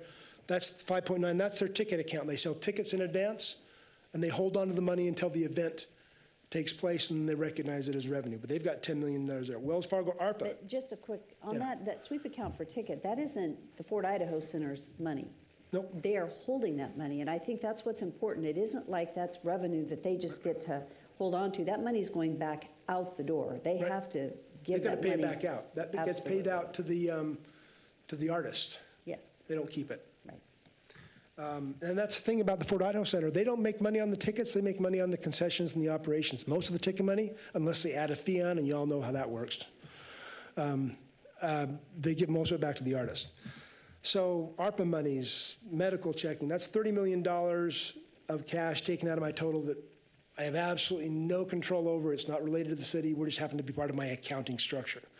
And when you look over here on the right and left-hand side, I've got $22 million in impact fees and utility billing. That's just, I can't do anything with that, but it's part of our cash total, and it's collected, and if we don't use it, I have to pay it back to somebody. Right now, we're not in danger of that, but we've all had meetings about that. So the money I have to work with really is this money down here, the $148 million, $9 million in the state fund. That's my emergency reserve. $124 million in Morton. That's the Morton account. It's housed at U.S. Bank, but managed by Morton. That $148 million ties pretty close to the $158 million, but out of that, only very little is general government, which is sales tax and property tax. The rest of it's fees, revenues given us to by the state for streets management or so forth. So it's a misnomer when you look at $158 million and say the cash, we've got cash, we can give money back. Honestly, it sounds like I'm actually insane to say this, but $158 million and we're barely treading water because I can't control most of that. I can't direct it, I can't do anything with it. I can only control the general gov piece, really. Tom has more control of the money than I do with all the capital investment in wastewater. So, but I wanted to be transparent and show you what it is. This is what we've got. When people ask, yeah. Questions about that. That's a topic that Victor's pinged me on. I think several of you have. I've talked to Glenn Rinsby about it, others. I'm not sitting on an Easter egg waiting for it to hatch when nobody's looking and spend some money and have a good time. None of that money pays for any of the cost increases. Yes, Randy. Thank you, Doug, for the transparency. That is so important for us to hear that, that's how you're managing your department and how you're helping us take care of the stewardship that, this body needs to be very aware of. Yeah. We can't just be flippantly throwing money and the direction of those each time they come in with their hands held out. It's important that we look at the big picture every time we make a decision, no matter how big or how small. So I appreciate all you've done. If I provide you facts, you can make a fact-based decision. If I don't provide you facts, it's kind of like, let's do our best guess, right? Well, I'd rather have facts as much as possible. And Doug, we probably should wrap in just Yep. over 5 minutes. And I do want to say just something real quickly. When Doug was talking about facts and making fact-based decisions, it's with the total respect that the council Oh, is yes. charged with budget. Yes. And so in order for you as council members to make good decisions, you have to have good information. And so what we're trying to do, and this is a little different than we've done in the past, was take this council workshop and lay a foundation so that when you receive your budget books, you have a good understanding of the revenue streams, but then also our citizens do too. But we totally respect the fact that council is charged, and it is your responsibility to manage budget. So with that, if you have questions as you get your books, please reach out Please to reach Doug. out. Do. Yeah. Nothing, I'm not served by being a county control freak and trying to hide things. Nothing works in that environment for me. It means more work for me, but we get a better result, right? So let's wrap this up. What's not included in the budget? Well, we've got several labor reviews that we're not ready to pull the trigger on because we need the correct information, comparative. We have wastewater, water, streets. Streets is a challenge. I think Crystal presented or will present a map that shows the number of decaying streets within the city that need attention, that chip seal just doesn't work for. We couldn't afford to staff it because we don't have the funding yet. So we need to figure out the funding before, that's one thing. You make the decisions in the right order. You don't make the staff and then figure out how to fund it later. That doesn't work. They've got problems. Police staffing. No new patrol. There are 3 new staff in there to run the new integrated command center. They'll get some leverage out of that, but no new patrol staff in the police. I cannot afford to do a annual increase for them and hire new staff. I literally do not have the funds to do that. That's where we need the council to help guide this process, because we're going to need to add new people eventually, and the current funding mechanisms do not allow for. I had to stop giving streets their 1% to help cover public safety. Just a trade-off we had to make. The streets got some replacement money, so they're not hurt for it in the short term, but long term, they've got a problem. Increased labor for new funding city parks. Darren is just, I think Darren would like to lynch me. I'm speaking figuratively. He needs more money for his parks. That's an integral part of the city. We have not given them as much of an increase as we've given the police, but that's the priorities. And the clarity on that is impact fees fund the new park development, which is wonderful. We've got Midway, we've got Ora Brandt Park, we've got park growth.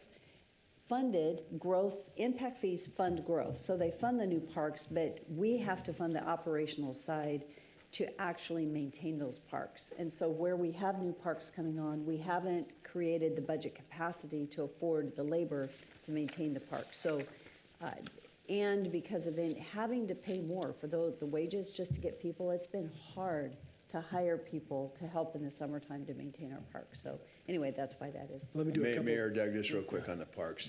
I think it was discussion, unless I dreamt it, a couple of years ago. Any communication or partnership with the work release program? I mean, I couldn't speak to these that. guys are working, in different areas of Nampa and so on, and in the auto places and so on. I think there was a I discussion. recall the discussion, but I couldn't speak to And I it. realize that doesn't help streets. I mean, there has to be, but I would think with parks and some type of maintenance and so on, that there would be some. We had done that in the past. It ceased during COVID. Is that what, And then that's what it was? That's Okay. what it was. It ceased during COVID, and then it has not come back at the same level, and it's been a little bit, so yes, it was a former practice. It's still a potential possibility to a certain extent or not? Financially, it wasn't working the Okay, same it as wasn't. it did. But we can certainly talk to Darren about it again, but yeah, it hasn't been working quite the same as it used to work. So just a couple of wrap-up points. The budget will include the decrease for the GEO bond of $633,000. The total budget is going down $55.7 million. Most of it's capital, but it's accurate budgeting. We have absorbed, in the budget for police, I have managed to reserve almost all of the 400,000 we need for the DOJ grant in '25.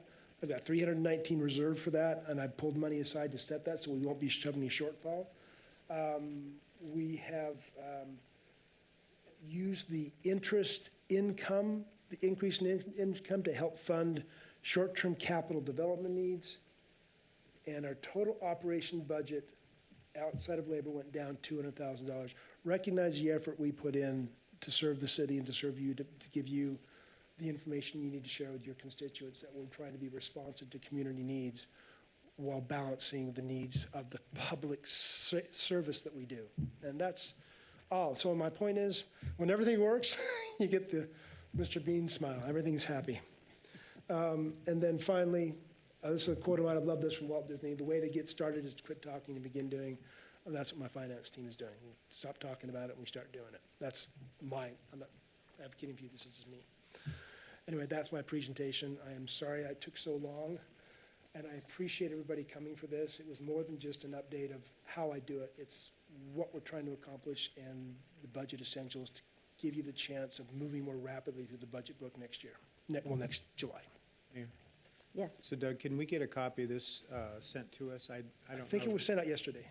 it's been sent, yeah. I was looking for it, I just hadn't noticed it yet. Yeah. Yeah, I've got the Yeah. hard But copy. it's soft Some of copy. the text is really small, Do you want to send to your business email? if you wouldn't mind. Sure.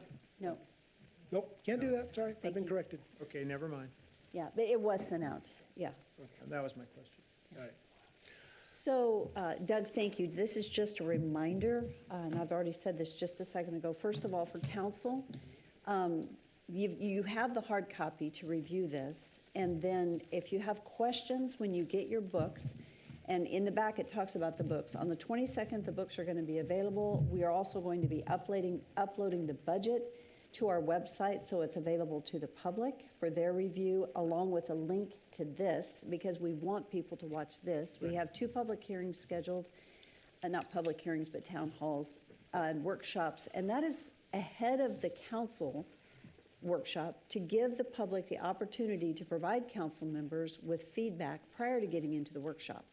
Sometimes we've done them after the workshop, which is a little late.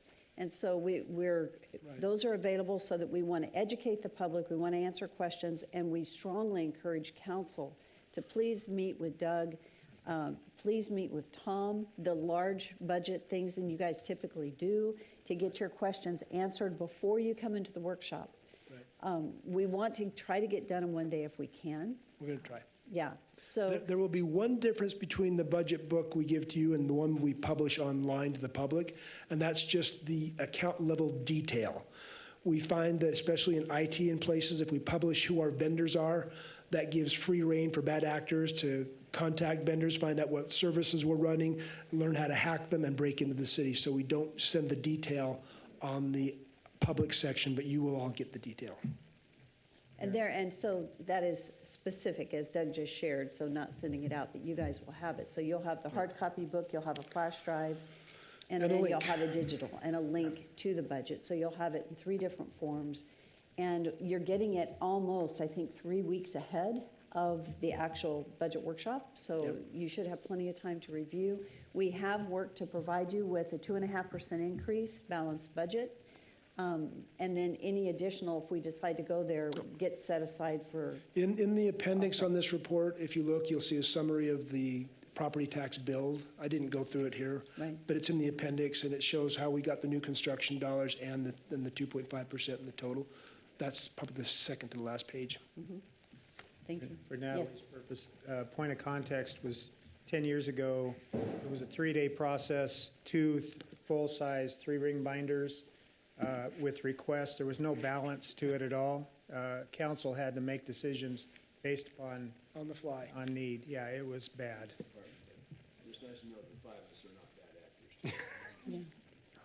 You're not. Well, You're and when great. I came in, we actually had individual departments present, and it's nice to do that, but it takes a lot of time. And so what you will see in the budget book is that there, at the front of every budget is a page that has the goals, what their accomplishments were this last year, and what their goals are for the coming year. so that you can just read that and then you can reach out with any questions. So, Doug, thank you, you Mayor. so much. We do have one other action item today, and really good job, Doug. Thank you. Thank you, team. Yeah. Okay, we do have one action item, and this is action item 1.2 on the agenda, and this is to authorize the mayor to sign a 5-year contract with TASER in the amount of $361,305.41 for the new TASER 10 product to replace the police department's end-of-life TASER contract. So due to the current cost savings in the police operations budget, the cost for year 1 in the amount of $72,319.38 can be paid in FY23. So Don Peck is here to come up and share or answer any questions. Thank you. Lieutenant Peck. Mayor, Council, as you have the memo from Captain Daniels, we have the funds in this year's budget. The reality is we don't have to make any payment until fiscal year 24. The monies won't be due till then. It is in our budget request. If in fiscal year 24, the funds during your budget process are not approved, we would have the ability to pay for it out of this year. It is an essential tool. It's one of those tools that our officers on the street cannot do without. So it would be one of the last things, if you asked us to cut our budget, it would be one of the last things that we would cut from the budget just because of the essential quality of the tool. So with that, I'll stand for any questions. Yes. So are you requesting, it's not a budget amendment that we're looking at, if you have the funds available already in this year's account or budget. So are you looking for approval for, it says pending approval for the 24 budget for the full 361. So I guess my question is, we can't make that decision today because we need to see the entirety of the budget. So are you just looking for the authorization to spend $72,000 at this time? Councilman. Typically what we do, and we do this for vehicles, is we issue a letter of intent. When we buy vehicles, we have to put a kind of a de facto contract in play that allows the auto builders to rely on us that we're going to give them a letter of intent that next year we will pay for an order we're putting in today. So we could do the same thing here, do a letter of intent. We're not separating the budget yet, but we'll take that money out of the budget in 24 and then pay for it then. So we're not binding the council to a decision in the budget process coming forward by allowing this to move forward. Well, I think that's why he's here, to get your tacit approval, so that if we do a letter of intent, it's with your approval. Now, what was the total? I'd like to go back, though. This actually, the action item is to sign a 5-year contract. Right. It is not a letter of intent. It's so, I think, can you remind me the why behind the timing on the signing the contract today? So, Mayor, Council, signing the contract today will expedite the availability of the TASER for our officers. If we sign now, we will get delivery of the TASERs December, January timeframe. If we wait until after the budget process, then we wouldn't receive the TASERs until probably late summer, fall of 24. So that's the reasoning. The contract does have a non-appropriations clause, so we do have an out in there if the council does not approve in the budget. Mayor. Thank you, and I see, so Todd is shaking his head yes on that, and thank you. So the non-appropriations clause is what is key here, is that we're authorizing them to move forward in the signing of the contract. If the funds were not appropriated, then we would have an out through that clause. Is that correct? Thank you, Todd. So the question for Doug is this additional, or the value of 361 minus the 72, is that in the budget you prepared for us that we'll be getting? I believe, I look back at the specifics that should be in the budget, just the 72,000. Because it's 70. Yes. It's annual. Correct. And we can stop it at any time? You'll just get so many tasers to start with, or will you get the whole bundle? Councilman Haverfield, we would get the whole bundle, and if at any point the council does not appropriate the funds, then the contract would cease. We would send the TASER back. Okay.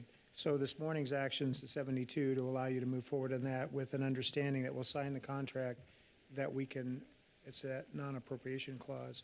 And then it will be an annual value that'll need to be in future budgets of 72 to maintain that. That's correct. And the 72 is in the budget for next year that Doug's team In your has. police budget? Yes. Okay. Mayor, I'm just, Lieutenant Peck, thank you. I'm just curious on the number of tasers. Or does each officer get a taser, or do they pass on the tasers for each shift? It's typically assigned to each officer. So each officer takes a taser home with him or her? They typically leave them in their locker at work, but they are assigned, and some of that is due to the software in the taser. The way that they work is it's assigned to the officer, so any use that's done with that is attributed to that officer. So the accountability piece, to be able to say who used the taser and what it was it used for, we could go back and ensure what we're using our taser. So the video, I would think, would be accountability for that also. It is a piece of it. Okay. However, with So the- we're talking about how many tasers, how many officers?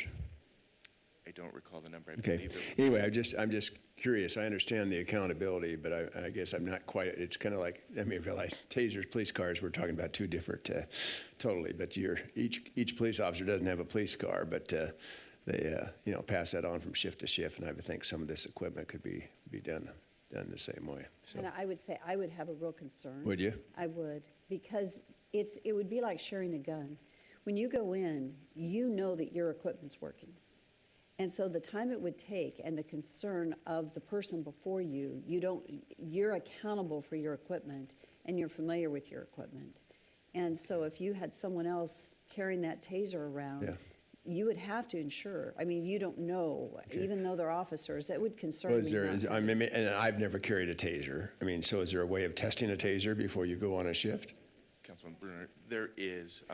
I will tell you that when we're talking about tasers, we're talking about firearms. These are our highest liability areas. And so Understand. we want to make sure that we're operating in the best capacity to ensure the public And is so as safe I was as just, we can. I was just trying to get a kind of a cost here. So if we would, how many officers divided by that, number, that amount, what's a taser cost per approximately? I don't have that number in front of me. I apologize. Right, thanks. Okay, so the action item is to authorize the mayor to sign a 5-year contract with TASER. We understand that there is an appropriations clause in there and that it is budgeted. And so my question would be, what is the will of the So moved. council? Second. Okay, it's been moved and seconded. Is there any further discussion?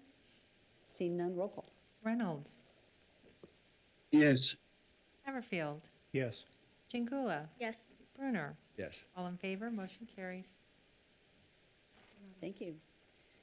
Well, amazingly, we are done on time. I think we may have 30 seconds. So with that, I would stand for a motion to adjourn. So moved. Second. So moved. And all in favor? Aye. Aye. Thank you.